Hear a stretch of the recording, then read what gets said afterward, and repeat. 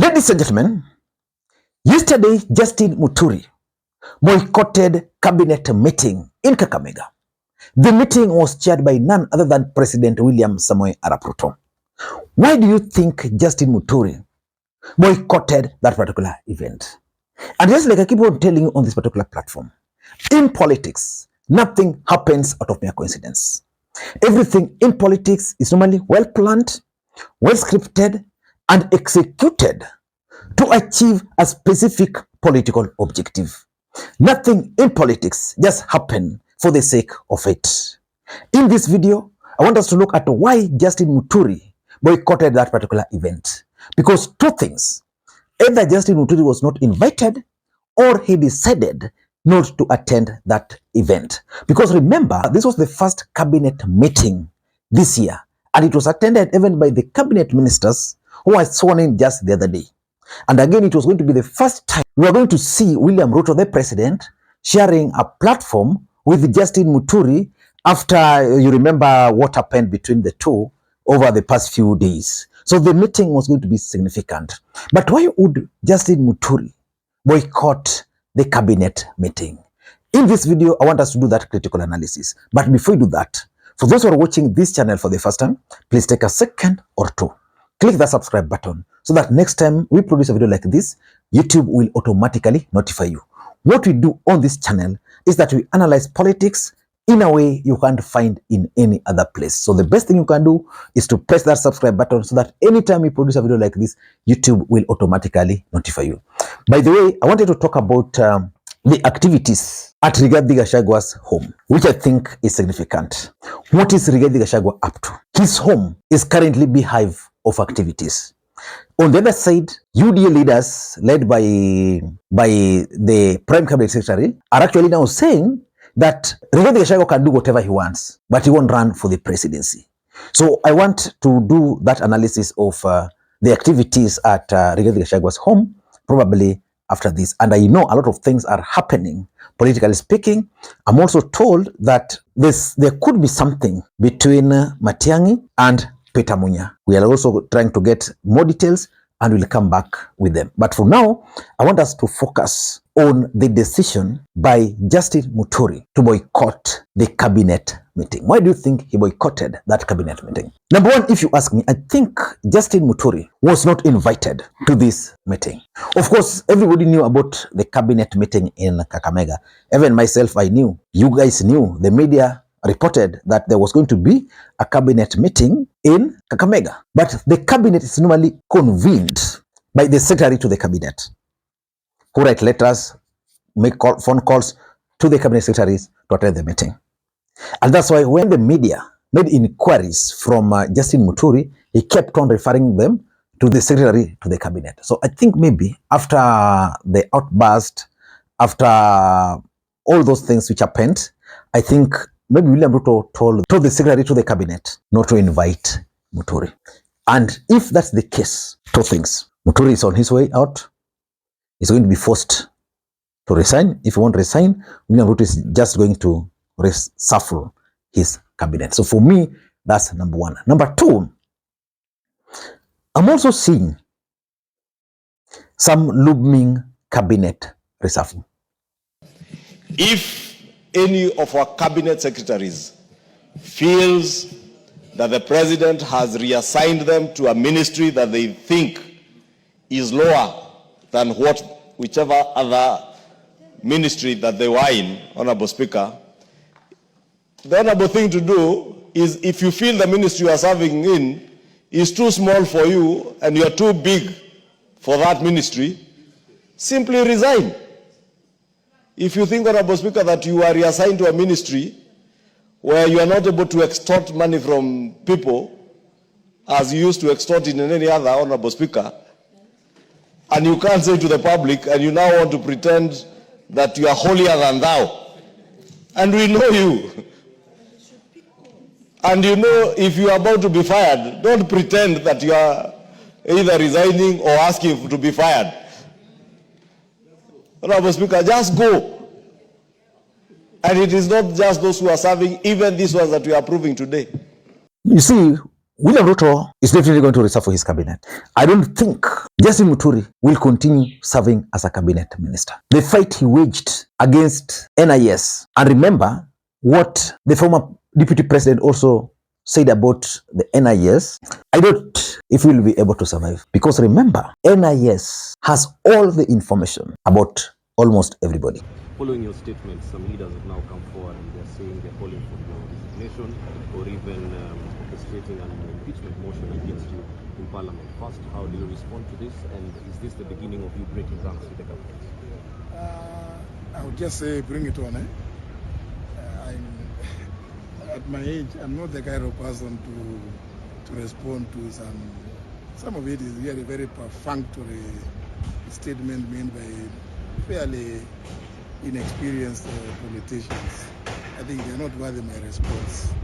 So if anybody thinks that I don't know what I'm doing, then they are up for rude shock. If you wage a war against them, you never know what they are telling the president now about you and your activities. And for me, Kenyans should expect a cabinet reshuffle where Justin Muturi is going to be removed anytime from now. It might not take long. It might not take 3 weeks. What does NIS report to? NIS reports to National Security Council and reports to the President of the Republic and shares their intelligence reports to security organs of the country, including DCI and including National Police Service. So when Justin Muturi says that his son was abducted by the NIS and the only way the son was released was when he talked to the president and the president called the DG of NIS and then an hour later his son was released, what does that tell you? Number one, it's a careless statement from a minister. Come on, Charles. Yes, listen to me. Come on. Listen to me. And listen to me carefully. A CS making a careless statement like that? Yes. Former Attorney General? Member of the National Security Council? Let me tell you why I am saying that. He has breached the trust of the president. And that is why I told you, Jeff, we can have our differences, but we must be very careful on how we release these matters. Because initially, when William Ruto reshuffled his cabinet, he moved Justin Muturi from the Attorney General. As the Attorney General, Justin Muturi was sitting at the highest security decision-making organ of the country, the National Security Advisory Council.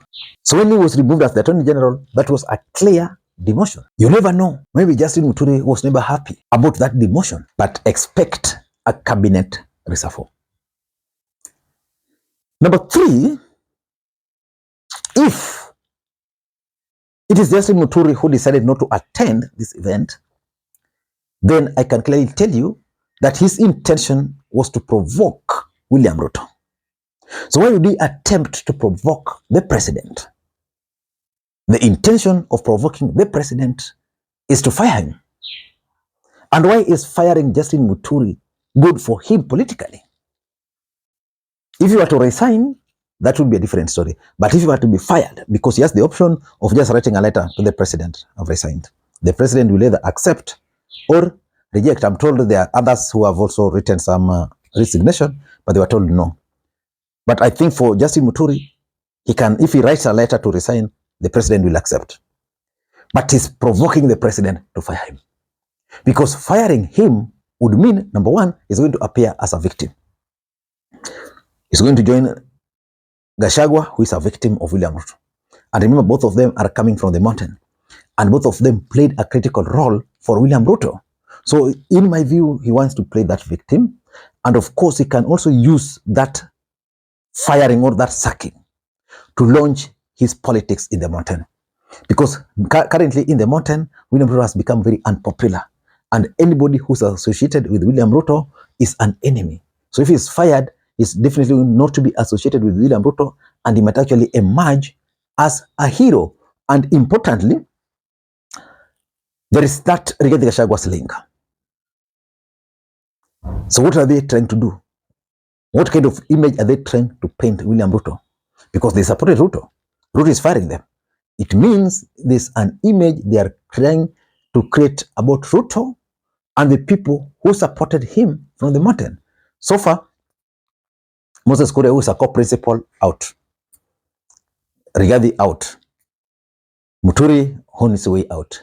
So for me, that's very important. Ladies and gentlemen, before we proceed, allow me to also take this opportunity to once again introduce you guys to BRICS Solutions. BRICS Solutions is your number one partner in CCTV installation. For those who want to install CCTV, software developments, the best in the market currently, and of course, website design. Currently, BRICS Solutions has one of the best point of sales softwares in the market, which is designed for supermarkets, hotels, schools, hospitals, barber shops, anything. You can reach them out through the numbers you are seeing on your screen there for live demonstrations and further information. I can actually vouch for BRICS Solutions because they are credible. At least they've worked with some of you guys on this particular platform. Ladies and gentlemen, the fourth reason, in my view, why Muturi boycotted this event, in my view, is that he wanted to avoid confrontation with the president and fellow members of the cabinet. The moment Justin Muturi came out and issued that statement where he implicated William Ruto, he was under attack because there was a strong feeling that Muturi ought not to have addressed the president publicly the way he did. And the fact that he was a member of the National Security Advisory Council and also a member of the cabinet, that he needed to at least hide some things because there's a way they are bound with collective responsibilities. So because of that, he was under attack, Osoro attacked him badly. The Aldai member of parliament, Marianne Kositany, attacked him badly. He was under attack. The highest organ in the Republic of Kenya ambaye decisions inatengenezwa inaitwangwa cabinet. Na mwenye anaendanga cabinet inakuanga president, deputy president, attorney general na ministers wale wengine wote. Mimi kama mjumbe siwezi ingia hiyo cabinet. PS hawezi ingia hiyo cabinet. Hakuna Mkenya hapa mwingine anaingia hiyo cabinet. Kweli rongo? Na kwa hiyo cabinet ndio mahali maneno yote ya Kenya inaongelelewa. Wewe ukiwa minister, attorney general siku hiyo, kwa nini hukuenda kwa hiyo cabinet useme juu ya hiyo mtoto yako na watoto wengine wa Kenya? Kwa nini hukusema? Ukikuja uchukue hii mambo ya media, ukuje uongee kwa media. Sasa unataka Mkenya afanye nini? Kama wewe cabinet hawezi ongea huko kwa president, unataka Mkenya afanye nini? Sio ni kukosa heshima ya president yetu jamani? Ni kukosa heshima na hiyo ofisi inaitwa cabinet. Sinio ni kukosa heshima, hata wacha statement. Hiyo ni kukosa heshima ya hiyo ofisi. Hiyo ofisi iko na heshima yake, iko na nidhamu yake. It is the highest decision making organ in the Republic of Kenya. So which means if you were to attend that cabinet meeting, I'm 100% sure that tensions were going to escalate and probably exchange, and that was not going to be good. So I think maybe there was an agreement that don't come, or he just decided, let me not attend that particular meeting because tempers are still very high. And lastly, there is tension, we can't deny, between William Ruto and Muturi. That tension cannot allow the two gentlemen to meet as we speak, because William Ruto feels that is the boss. Justin Muturi believes that he also helped William Ruto, and William Ruto is not shortchanging him.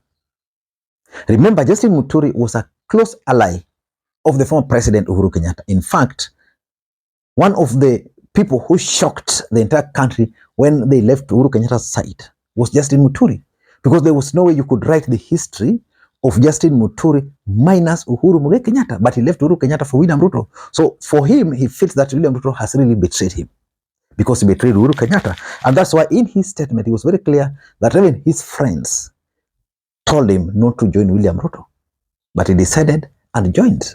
Ladies and gentlemen, until next time, this is Lee Makwiny. Bye-bye.